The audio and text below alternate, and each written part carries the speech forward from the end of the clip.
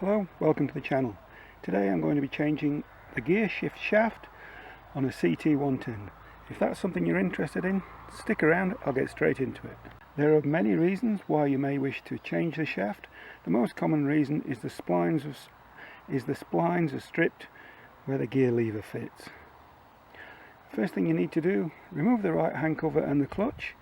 I've already covered that in the clutch removal video. There's a link up here, and that will get us to the stage we're at now. First thing we need to do, remove the primary drive gear, and to do that, remove the circlip or snap ring. Then remove the primary drive gear, and now we can see the gearshift shaft and mechanism, the gear selector drum, the stopper arm. When you're doing this, have a good look inside your engine. A common fault is a crack just there, and this end will break off, and check the condition of the roller. Another fault on this engine, I'll show you a little bit later on, is the gear selector drum has a piece broken out of it. So watch out for these things while you're doing this job. So now simply trying to keep my hands out of the way, loosen the bolt on the stopper arm, and what you can do, simply flick it up out of the way. Loosen it a little bit more.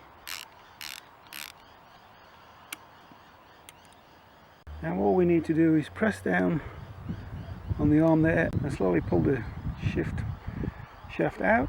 You may need to give it a slight tap from the opposite side.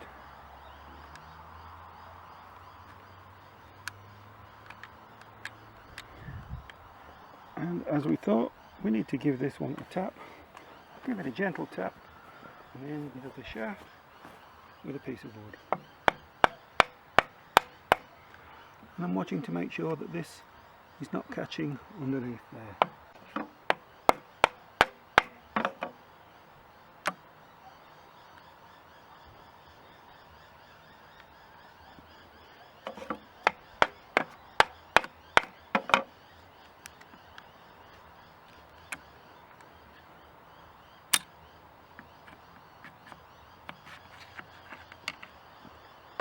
And that's the shaft removed. And as I said before, this engine has a problem with the shift drum. So what I'll do, trying to keep my hands out of the way, I'll undo this bolt, slacken this bolt,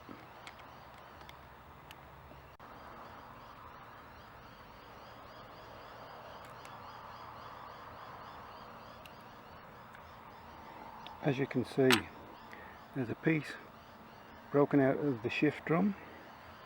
This is all one piece, this later model. So that piece of the cast shift drum smashed off. This drum is unusable. Eventually the pins will break away and we'll have no gear shift. And for this engine we need to split the cases and fit a new gear selector drum. To remove the selector arm, we simply prise the spring off the tangs.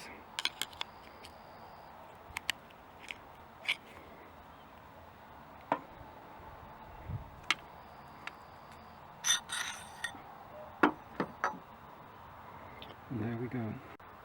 So to refit with the spring already on the selector, with the flat part to the bottom,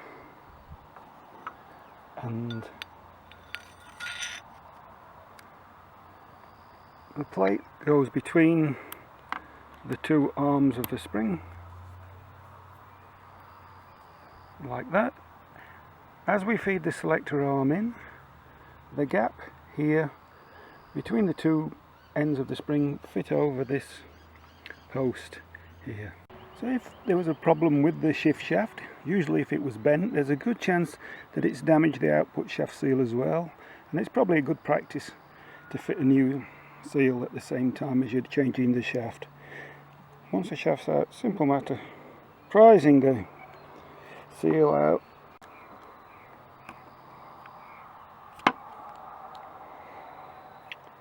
And to refit the seal, this is simply the old seal I'm putting back in because this is simply an old engine I'm using for demonstration purposes.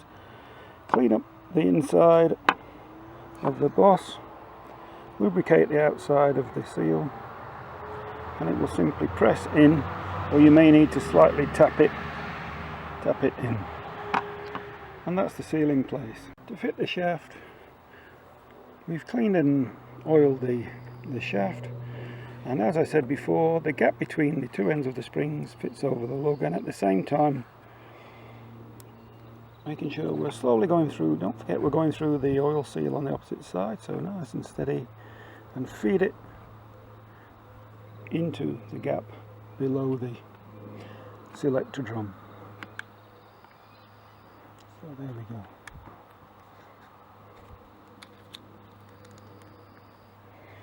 I'll just give it a slight tap.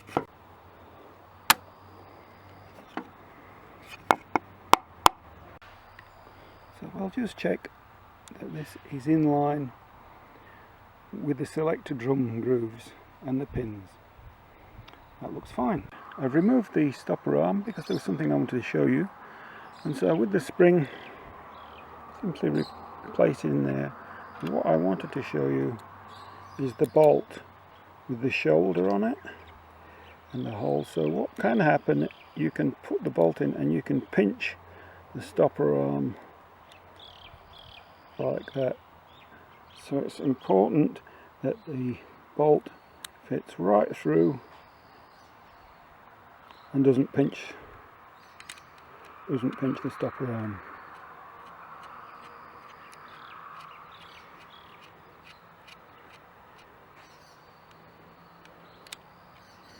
With the spring,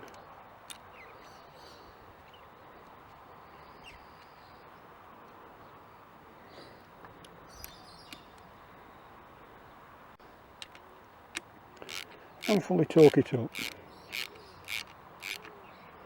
The torque setting for the selector drum bolt is 9 to 12 foot-pounds, but I couldn't see a torque setting for this bolt. But it's important that it's properly tightened. You don't want that coming loose, but I would imagine the setting would be more or less the same, around about 10 foot-pounds, the same as this. And now we replace the primary drive gear. There's a boss on one side, so it can only go on one way. Slips on, fit the snap ring, the circlip, and we're finished. And with the circlip, if you look closely, one side has a sharper edge and one side has a more rounded curve, a radius on the edge, and the real sharp flat edge will go down towards the gear. That's the circlip, the snap ring back in place, and now all we need to do is to refit the clutch, as you can see in one of my earlier videos.